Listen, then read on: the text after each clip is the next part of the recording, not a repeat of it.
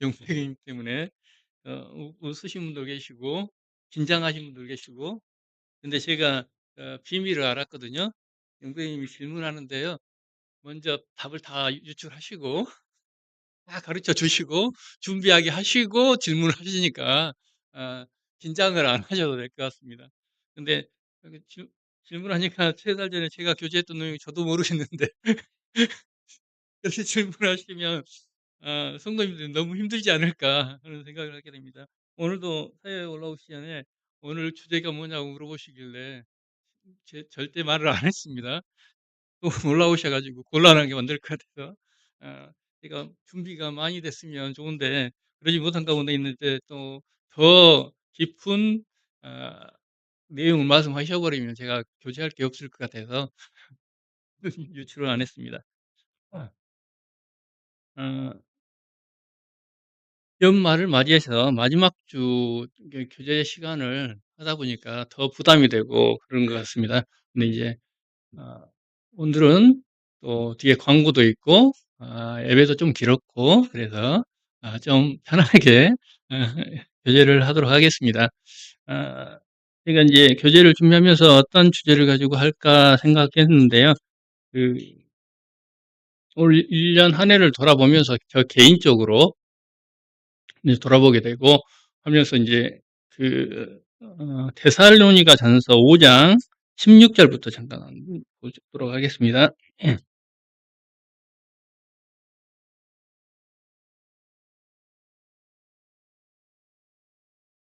우리가 많이 아는 말씀이시고요.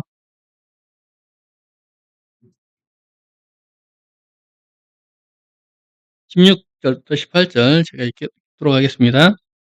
음, 항상 기뻐하라, 쉬지 말고 기도하라, 범사에 감사하라. 이것이 그리스도 예수 안에서 너희를 향하신 하나님의 뜻이니라. 올 한 해를 돌아보면서 이 말씀 가운데 하나님의 뜻 3가지를 말씀하고 계시더라고요. 근데 이 하나님의 뜻 3가지를 생각하면서 제가 올 1년 하나님의 뜻 가운데서 하나님 저희를 향한 뜻은 많잖아요. 근데 그 중에서도 제일 이 3가지를 생각하면서 이 3가지 가운데 내가 어떻게 살았나 하는 돌아봄을 게 됐고요. 아, 돌아보면서 우리가 항상 연말에는 후회하고 왜 이렇게 살았을까? 그리고 연초에는 이렇게 살아야지 그런 다짐을 하는 것 같습니다. 그리고 연말 되면 항상 후회가 더 큰 것 같고요. 그래서 오늘은 우리를 향하신 하나님께서 말씀하신 이 3가지의 이 말씀을 잠깐 생각해 보도록 하겠습니다. 뭐 어려운 건 아니잖아요. 기뻐하라, 기도하라, 감사하라. 우리가 기뻐하고 기도하고 감사하는 것 그렇게 어려운 주제는 아닌 것 같아요. 그런데 이제 그 앞에 단어가 우리를 좀 더 힘들게 한다고 할까요? 또 겁나게 하고 하는 것 같습니다. 기뻐하라는 항상 기뻐하라고 말씀하시고 기도할 때는 쉬지 말고 기도하라고 하시고 감사할 때는 범사에 감사하라라고 말씀하시더라고요. 이 단어가 우리 마음 가운데 좀 부담이 되고 하는 것 같습니다. 뭐 기뻐하는 것은 순간순간 우리가 기뻐할 수 있고 어떤 상황에서 기뻐할 수 있는데 항상 기뻐하라고 말씀하시는데 우리가 항상 기뻐할 수 있을까 하는 생각을 하게 됩니다. 그래서 먼저 첫 번째로 이제 기쁨, 기도, 감사 이 부분을 생각하면서 기쁨에 대해서 생각하게 됐을 때 우리가 사전적인 의미, 우리 기쁨하면 우리 다 느끼잖아요. 만족감에 의해서 느껴지는 즐겁고 흥겨운 감정이라고 이제 이야기합니다. 그래서 우리가 세상 살아가면서 우리 일상생활에서 가족 가운데서 우리가 기쁨을 느낍니다. 그리고 기쁨을 누리고 근데 이제 돌이켜 보면 우리가 느끼는 이러한 기쁨은 그때뿐인 것을 생각하게 되거든요. 그리고 이게 유통기한이 있는 것 같아요. 어느 정도 시간이 지나면 이제 그 기뻤던 것이 사그러지게 되고 또 잊혀지게 되고 또한 한번 그런 기뻤던 부분들에 있어서 또 지나면 우리도 모르게 그보다 더 큰 기쁨을 추구하게 되고 똑같은 기쁨은 이제 기쁨으로 다가오지 않는 그러한 것들을 생각하게 됩니다.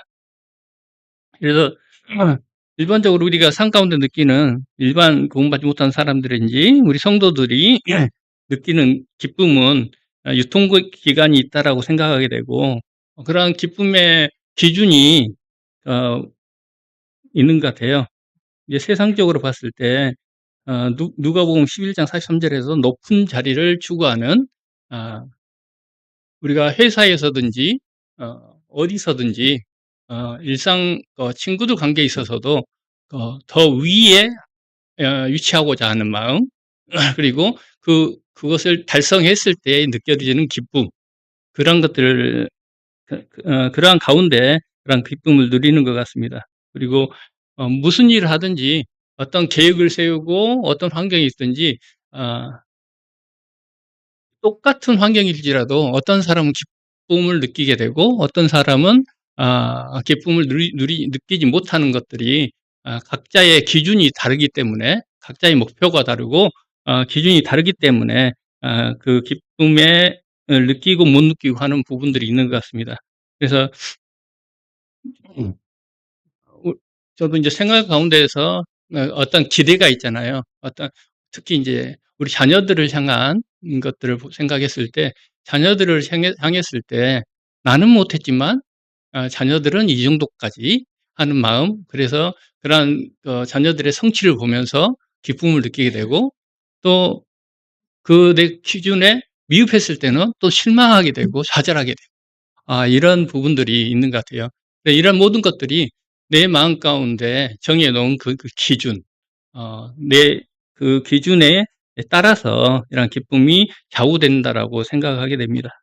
근데 하나님께서는 성도들을, 구원받은 우리들에게 기쁨을 이야기하시면서 아까 본문의 말씀과 같이 항상 기뻐하라고 이야기하시거든요. 항상이라는 거는 어떤 경우든지 한결같이라고 말씀하고 계십니다. 그래서 어, 어떤 상황이든지 기뻐하라라고 이야기하시는 거거든요. 근데 우리 삶 가운데 그게 안 되잖아요. 어, 나에게 유익이 되고 또 아까 말씀드렸던 나의 어떤 기준에 이상의 것이 성취됐을 때 기쁨을 느끼지만 그런데 그 이하가 됐을 때는 기쁨보다는 슬픔, 좌절, 절망이 따라오는 것을 보게 됩니다.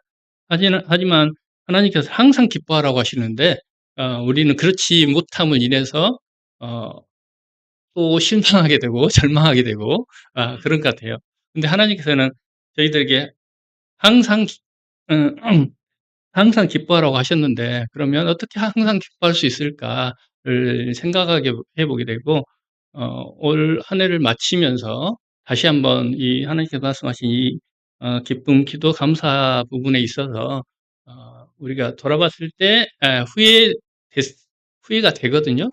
그러면 이제 새로운 한 해를 준비하면서 그러면 어떻게 어, 하나님이 말씀하시는 항상 기뻐할 수 있는지 항상 쉬지 않고 기도할 수 있는지 감사할 수 있는지를 생각해 봤으면 좋겠습니다. 그리고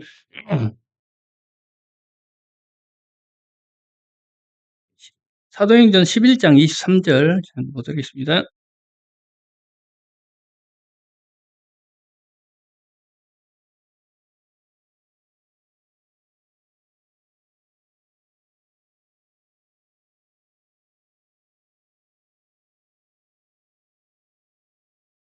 그가 이르러 하나님의 은혜를 보고 기뻐하여 모든 사람들에게 굳건한 믿음으로 주와 함께 머물러 있으라 원하니. 다른 분들, 구원받은 성도들의 기쁨에 있어서 가장 큰 것이 하나님의 은혜를 인해서 기뻐하는 것이 가장 큼을 생각하게 됩니다. 아, 그래서 이제 세상적인 어떤 것들로부터 오는 기쁨은 아까 말씀드렸듯이 유통기간이 있어서 어느 시간이 지나면 절로 사그러들지만 우리가 이제 경험하셨듯이 하나님으로부터 받는 기쁨, 하나님께서 저희를 향하신 어떠함을 인해서 받은 기쁨은 유통기간이 없고 우리 마음 가운데 계속해서 그 여운이 남아있고 우리가 주님 나라 갈 때까지 그 기쁨은 있다라고 생각하게 되거든요. 내가 살짝 잠깐 동안 잊어버릴 수 있겠지만 그 기쁨은 순간순간 저희들에게 계속해서 기쁨으로 돌아오게 되는 그런 부분들을 생각하게 됩니다. 그래서 하나님께서 항상 기뻐라고 하셨는데 그 항상 기뻐할 수 있는 방법은 다른 것이 아닌 것 같아요. 아까 우리의 기준으로 어떤 것들을 기준 삼고 기쁨의 그 기준을 삼고 하는 것들 때는 한계가 있는 것 같고요. 우리가 우리 삶 가운데서 그 하나님이 우리에게 보여주신 또 베풀어 주신 그 은혜, 그래서 하나님의 안에 있을 때 비로소 그런 기쁨이 우리가 항상 기뻐할 수 있지 않을까 하는 생각을 하게 됩니다. 하지만 그것이 쉽지는 않지만 우리 삶 가운데서 하나님을 바라봤을 때 그런 기쁨이 찾아올 수 있는 것을 보게 됩니다. 그리고 이제 음, 스바냐서 3장 17절 잠깐 보시겠습니다.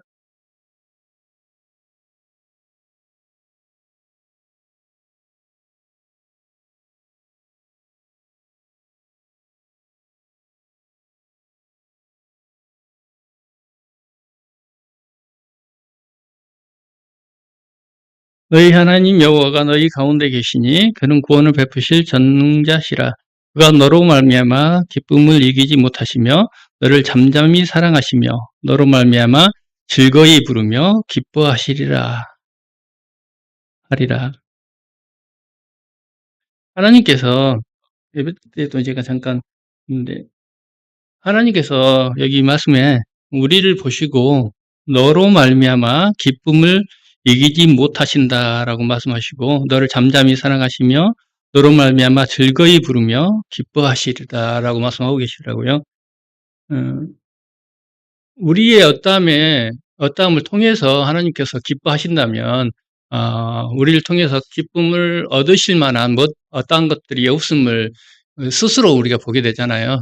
근데 하나님께서는 우리를 구원하시고 자녀된 우리들의 그냥 그 자체가 그 우리의 어떠함을 그 상황 그런 다 떠나서 자녀된 우리 성도들을 보시는 그 자체를 보시고 기뻐하시고 사랑하시고 즐거이 부르며 즐거이 노래 부르시며 기뻐하신다라고 말씀하고 계셔요. 이걸 보면서 하나님의 기쁨의 기준이 다른 어떠한 그 조건 없이 우리를 보시고 그렇기 때문에 기뻐하심을 생각하게 됩니다.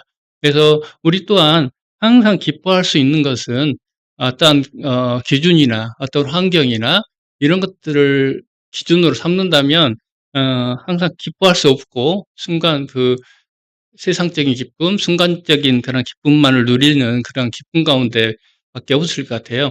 그리고 이제 하나님을 인해서 우리가 기뻐할 수도 있지만, 그게 동일하게, 세상적인 기쁨과 동일하게 잠깐 맛만 보고 많은 그런 기쁨을 누리고 끝나지 않나. 제 일전 삶을 보면 그런 것 같아요. 순간 주님 앞에 내가 왔을 때 주님으로부터는 그런 기쁨을 맛보고 또 다시 돌아가고 하는 그런 상태가 아니었나 하는 생각을 하게 됩니다.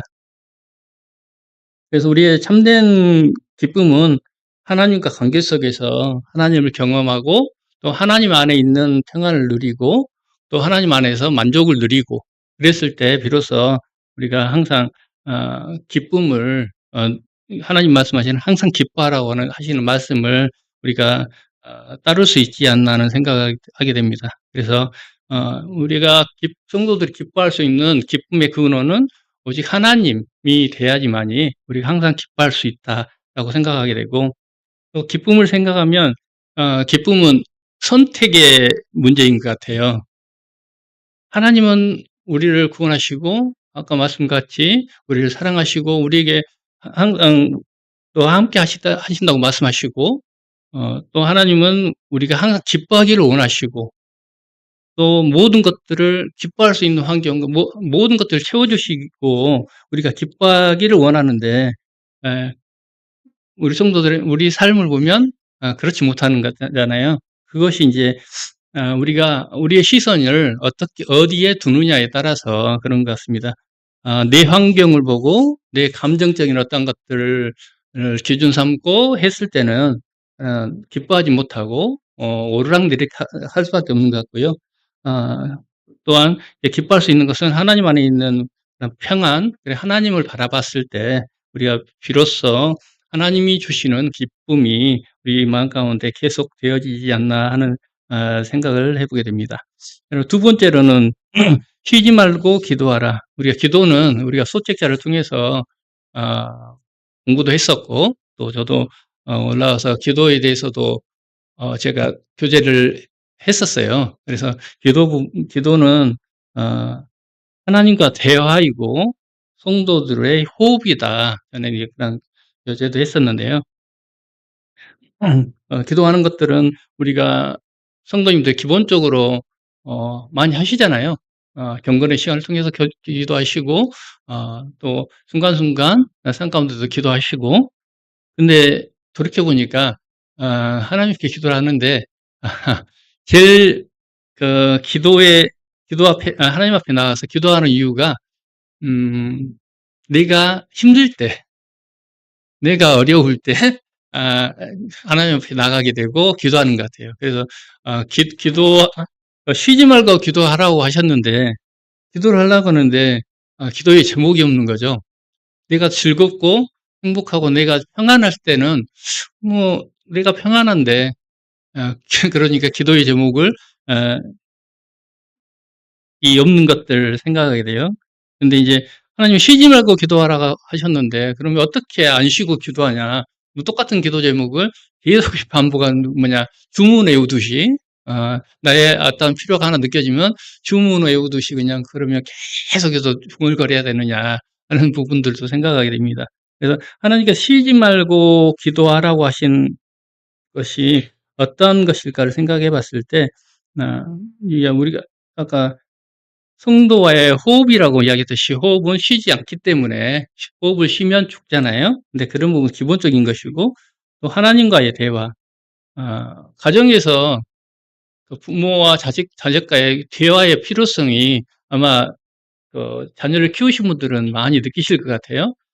저도 원래 말하기를 즐겨하는 사람이 아니라 집에서도 별로 대화가 없습니다.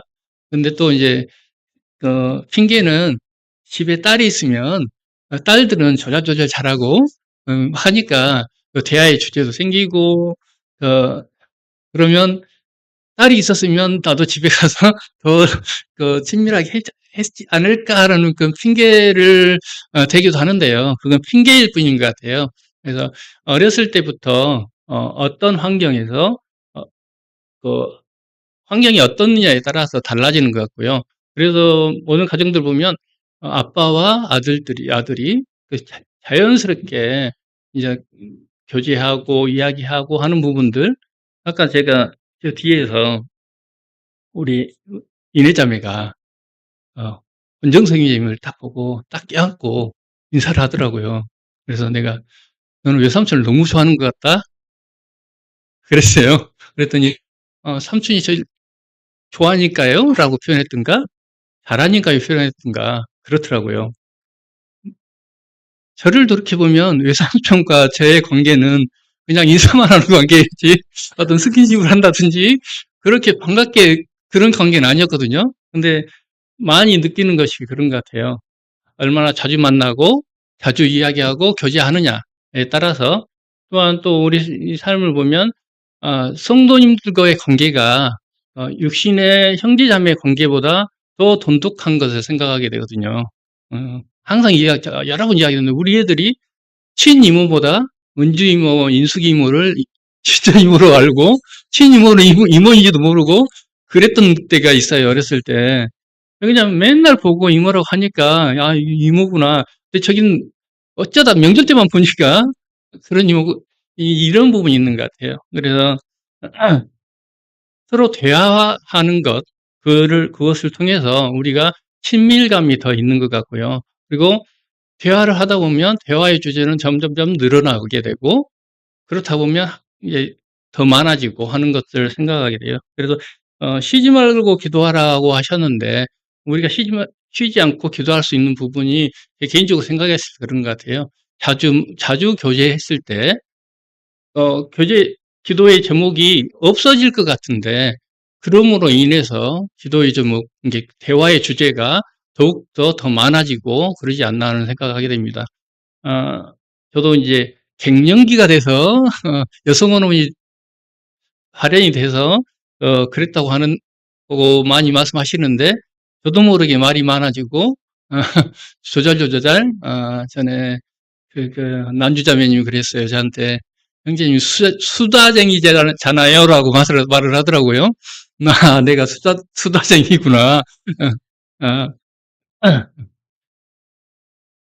그게 이제 그런 것 같아요. 제가 원래 어떤 사람 앞에 나가고 어떤 사람 앞에 나가서 대화를 하고 하는 부분들이 진짜 어려운 사람이거든요. 그런데 이제 교회 안에서 성도님들과의 관계가 원활해지고 친근해지기 때문에 그렇게 이제 더 그렇지 이제 교제도 되고 제가 말씀 많아지고 그러지 않나 하는 생각을 하게 됩니다. 그래서 저희도 가정에서 우리 아들들과 그런 대화가 진짜 부족했구나 하는 것들을 절실히 요즘에 깨닫게 되는 거거든요. 아이들이 나이가 먹어가면 먹어갈수록 뭐 아빠하고 뭐 이야기를 하겠어요? 친구들하고 하는 것들이 더 즐겁겠죠. 근데 할 수만 있으면 가정에서도 가족 간에 부모 자식 간에 그런 많은 대화가 있을 때 더욱더 가정 가운데 웃음이 있고 평화가 있고 그런 것들을 생각하게 됩니다. 그리고 동일하게 하나님과 관계에 있어서도 출발점이 그런 것 같아요. 먼저 하나님과의 대화가 시작이 되어지고 원활하게 되어지고 했을 때, 그래서 풍성한 대화가 이루어지고 그래서 풍성한 기도가 이루어지고 하는 것 같습니다. 그래서 이제 우리가 기도의 시간은 기본적으로 그러잖아요. 하루 시작할 때 모든 성도님들이 하나님 앞에 하루 시작할 때 하나님의 하루를 인도하심을 위해서 인도해 주시기 위해서 많이 기도를 하시고, 또 하루 생활 가운데서도 또 순간순간 우리가 기도를 하는 것 같습니다. 우리가 어떤 걱정의 문제나 뭐 어떤 문제가 발생했을 때 하나님 앞에 나가서 또 기도하게 되고, 또 하루가 끝나면 이제 나를 이제 지켜주시고 인도해 주신 그런 하나님에게 감사의 기도를 하는 그 기도의 시간을 기본적으로 갖는 것 같습니다. 근데 그것도 못하고 피곤하면 그냥 쓰러질 때도 있겠지만 기본적으로 그러한 기도의 시간을 갖는 것 같아요. 그런데 이제 생각해 보면 쉬지 말고 기도를 하라고 하셨는데, 그러면 이게 쉬지 말고 기도하는 것이냐 하는 생각을 하게 될 때, 그러면 쉬지 말고 기도하라고 했으니까 모든 일을 제껴두고 기도만 해야 되느냐? 그건 아닌 것 같습니다. 쉬지 말고 기도하라고 하셨을 때 그거는 어느 한 규칙적으로 라고 생각을 개인적으로 해보게 됩니다. 가정의 예를 들었는데, 가정에서 자녀들과 하루 만나는 시간이 한정이 돼 있는데 어떻게 쉬지 않고 대화를 할 수 있겠어요? 그건 아니고 만날 수 있을 때마다 라고 생각하게 됩니다. 그리고 또 어느 규칙은 필요한 것 같아요. 어느 정도 규칙을 정해놓고 하지 않으면 우리가 연약함 때문에 또 쉬게 되고 또 잊어버리게 되고 하는 부분들을 생각했을 때 기도를 함에 있어서 쉬지 말고 기도하라고 하신 하나님의 뜻은 그런 것 같습니다. 어떤 내 삶 가운데 규칙을 가지고 하는 기도, 그런 기도를 말씀하시지 않나 하는 생각을 해보게 됩니다. 그리고 세 번째로 범사에 감사하라. 아, 가장 더 어렵게 다가오는 것 같은데요. 범사에 모든 일, 모든 상황, 모든 환경 가운데서 감사하라. 저희가 이제 감사하면 주일 예배 드리는 감사가 가장 먼저 떠오르게 되고, 그리고 제가 이제 저희 형제님들은 자매님들도 마찬가지겠지만 주일 예배를 두고 감사 기도를 준비하고 그러면 감사의 제목을 찾게 되잖아요. 아, 하나님 앞에 감사를 드려야 되는데 어떤 제목으로 감사를 드릴까 고민에 빠지거든요. 그래서 이제 말씀도 막 보게 되고 이 삶을 한 주 동안 삶을 돌이켜 보면서 하나님께서 나에게 베풀어 주신 은혜가 어떤 것들이 있는지 찾게 되고, 그래서 이제 그 제목을 가지고 이제 예배를 드리거든요. 근데 전에 한번 안영택 님이 그런 말씀하셨다고 제가 잠깐 이야기했던 것 같아요. 시간이 반복이 되잖아요. 올 이전이 순식간에 가고 매주 예배를 드리는데 내 삶은 다람쥐 쳇바퀴 돌듯이 안현주 선생님은 항상 학원에 갔다 집에 갔다 학원에 갔다 집에 갔다 중간에 이제 예배당 오고 이 삶이 반복이 되면 그 삶 가운데 감사의 제목을 찾다 보니까 한정이 돼 있잖아요. 내 삶을 걸어보면 감사의 제목이 한정이 돼 버리는 거예요. 그래서 예배를 드리는데 힘들게 되는 거죠. 처음에는 가능했어요. 근데 똑같은 제목으로 똑같은 감사를 드리는 것이 또 부담이 되는 거죠. 이런 부분들 생각했을 때 우리가 감사의 부분에 있어서 좀 오해할 수도 있는 것이고 너무 좁게 보고 있는 듯한 모습을 생각하게 됩니다. 감사라는 것은 고마움을 표시하는 인사, 고마워하고 긍정적으로 받아들이는 마음, 말로만 표현이 아닌 마음 깊숙이 고마움을 느끼고 인정하는 태도라고 이제 사전적 의미를 찾게 되고요. 그래서 일반적으로 우리가 하나님 앞에 감사를 생각했을 때 삶 가운데 어떤 학업에서나 사업에서나 축복 이런 부분들, 물질적 축복이나 또 생활 가운데 나를 도우시는 하나님의 도우심에 대한 감사가 일반적으로 우리가 생각하는 그런 감사인 것 같습니다. 근데 하나님께서는 그런 감사보다 범사에 감사하라라고 말씀하시는데, 범사는 모든 일, 모든 상황, 모든 환경, 우리가 이제 알고는 있죠. 그래서 우리가 기쁠 때나 슬플 때나 어려울 때나 감사하라고 하시는 거거든요. 근데 우리는 그게 안 되죠. 우리가 기쁠 때는 감사가 되어지는데 기쁘고 우리가 힘들고 우리 아주 고난에 있는데 감사가 되어지진 않잖아요. 근데 성경 가운데 고난 가운데 하나님 앞에 감사하는 많은 표본들이 나오더라고요. 특히 욥기 모든 것을 가져갔을 때도 감사하고 있고, 그래서 하나님께서 범사에 감사하라는 것은 우리에게 어떤 하나님이 기쁨을 주고 축복해 주시고 그런 부분에만 감사가 아니라 어, 나에게 고난이 오고 슬픔이 오고 많은 그런 환경이 있다 할지라도 어떤 환경에 있다 할지라도 감사라고 예 말씀하시는 것 같습니다. 제가 시편 136편 잠깐 한번 보시도록 하겠습니다. 136편을 통해서 감사에 대해서 이제 말씀하시고 계시거든요.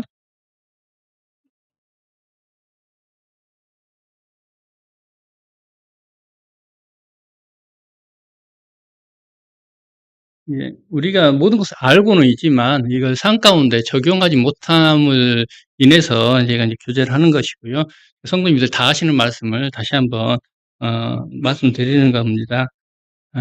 시편 136편을 보시면 예, 첫 구절이 하나님께 감사하라. 그리고 선하시며 인자하심이 영원함이로다. 이게 하나님 앞에 왜 우리가 감사해야 되는지에 대해서 쭉 이야기하고 계셔요. 그래서 1절에서 3절을 보면 하나님의 성품, 하나님의 어떠하심에 대해서 감사하라고 이야기를 하고 계십니다.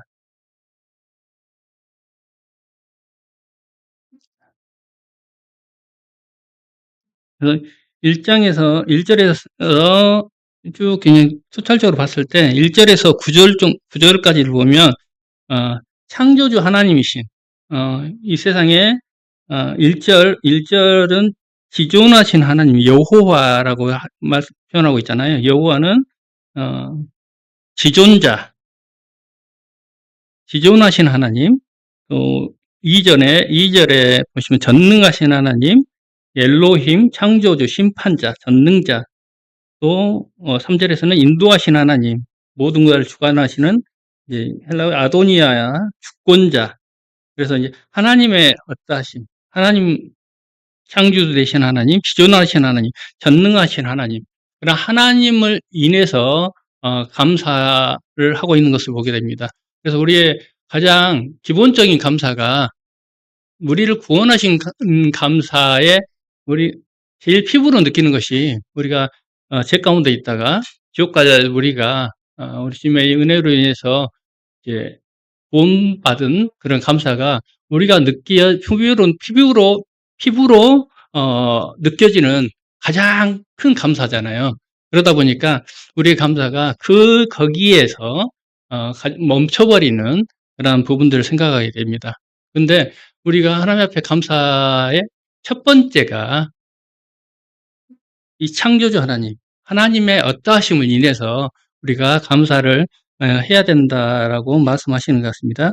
그리고 이제 4절에서 9절을 보면 창세기에서 하나님께서 천지를 창조하셨던 그런 내용, 그래서 하나님의 창조 사역을 쭉 이야기하고 계십니다. 그래서 이런 이 세상 만물들 그 가운데서 우리를 창조하신 하나님, 우리가 하나님을 감사하는 부분이 하나님 그 자체, 그 지존하신 하나님, 전능하신 하나님이기 때문에 우리가 감사해야 되고, 또 이 세상 만물을 창조하시고 나를 창조하시고 또 이러한 모든 것들을 이 창조하신 이유가 결국에는 우리를 위해서 창조를 하셨잖아요. 우리 사랑의 대상으로 창조하신 인간들을 위해서 그 가운데서 누리게 하기 위해서 이 세상 만물을 창조하신 하나님, 그리고 하나님과 그 창조 시작부터 계획하신 우리 교회, 우리 성도들을 위해서 이 창조 사역을 하셨던 것들을 생각하게 됩니다. 그래서 또 세상 만물을 가운데서 또 우리에게 하나님을 보게 하시고 또 그 가운데서 하나님의 땅을 보게 하시고 그 가운데서 우리가 하나님을 찬양하게 하시고 감사하게 하시는 것을 생각하게 됩니다. 그래서 이 창조 사역을 인해서 우리가 또 하나님을 항상 감사해야 됨을 생각하게 됩니다. 그리고 10절에서 15절 사이에 쭉 보시면 이스라엘 민족들을 인도하시고 구원하시고 하시는 부분을 보게 됩니다. 그래서 구원자 되신 하나님, 우리 또한 하나님 대신 우리 주님께서 이 땅 가운데 오셔서 우리를 죄 가운데 구원하시고 우리를 자녀 삼아 주시고 또한 그냥 두지 아니하시고 항상 우리 함께 하시고 우리를 인도하신다라고 이야기하고 계시잖아요. 그래서 우리를 구원하시고 우리를 항상 삶 가운데서 인도하시는 그러한 하나님을 인해서 우리가 또 감사해야 됨을 생각하게 됩니다. 구주 되신 하나님, 그리고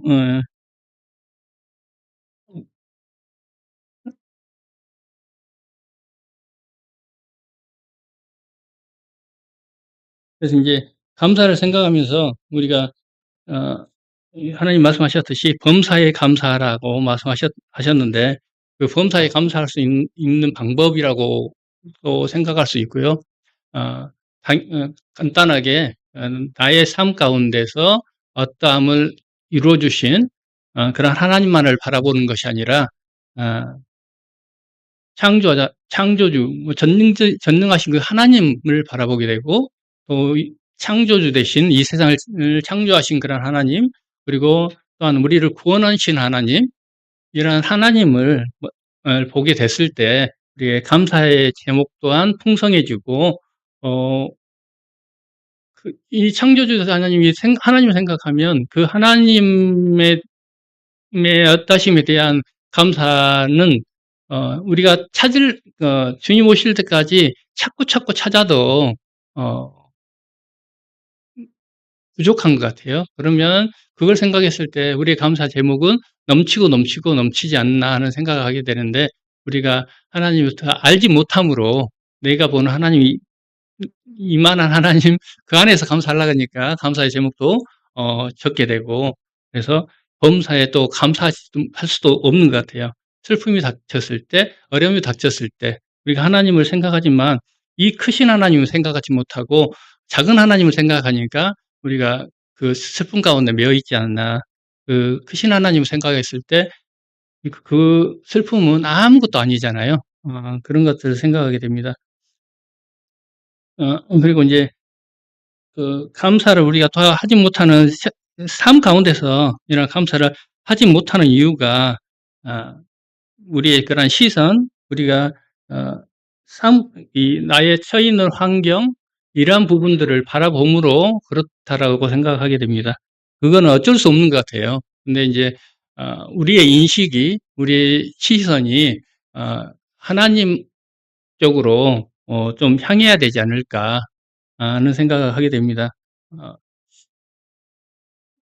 어, 일반적인 그 우리 삶 가운데서 물질적인 부분들을 생각하게 됐을 때 큐티 나눔에서 잠깐 그 부분도 생각했거든요. 하나님께서 돈을 살아가지 말라고 하셨고 만족하라고 말씀하셨거든요. 이게 자족하라라고 말씀하셨는데 그런 것 같아요. 그 100만 원을 벌어도 살고요. 200만 원을 벌어도 살거든요. 그런데 내 기준이 어디 있느냐에 따라서 만족과 기쁨을 누릴 수 있는 것 같아요. 내가 100만 원만 벌어도 나는 만족하고 행복하고 모든 걸 누릴 수 있다라고 생각했을 때는 그 이상을 주시면 엄청 행복한 건데 200만 원을 한 개를 주고 생각하면 200만 원이 못 되면 절망이 빠지는 거잖아요. 그런 부분들을 생각하게 됩니다. 어, 항상 저희 가정을 생각하면 그런 것 같아요. 예, 초기부터 하나님께서 저희에게 물질적인 부분은 내려놓게 하셨거든요.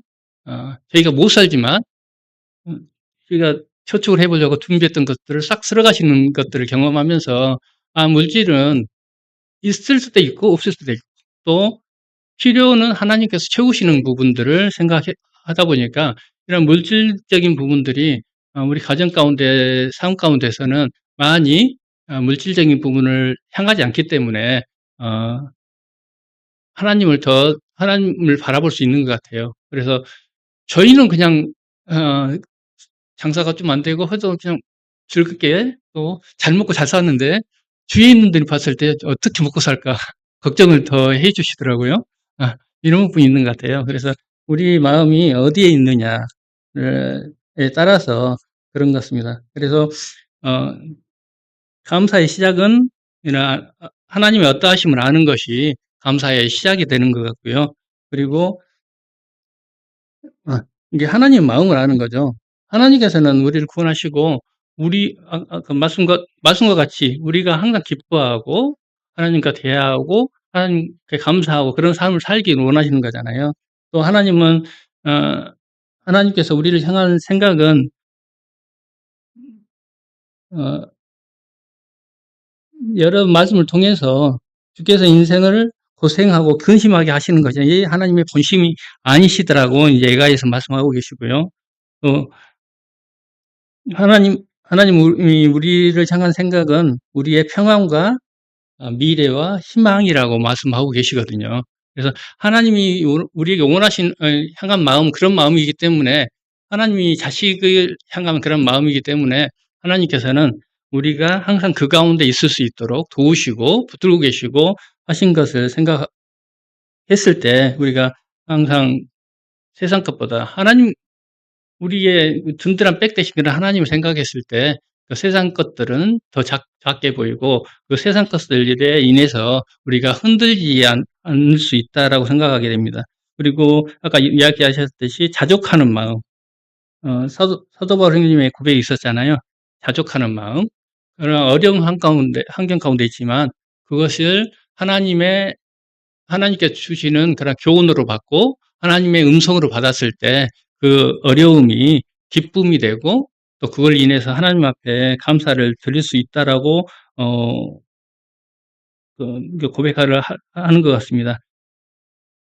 또 이제 빌보에서도 내게 능력 주신 안에서 내가 모든 것을 할 수 있다라고 하신 말씀과 같이 하나님께서는 저희들에게 모든 능력, 항상 기뻐할 수 있고 쉬지 말고 기도할 수 있고 범사에 감사할 수 있는 그러한 능력이라고 표현할까요? 그런 것들을 허락하셨다라고 생각하거든요.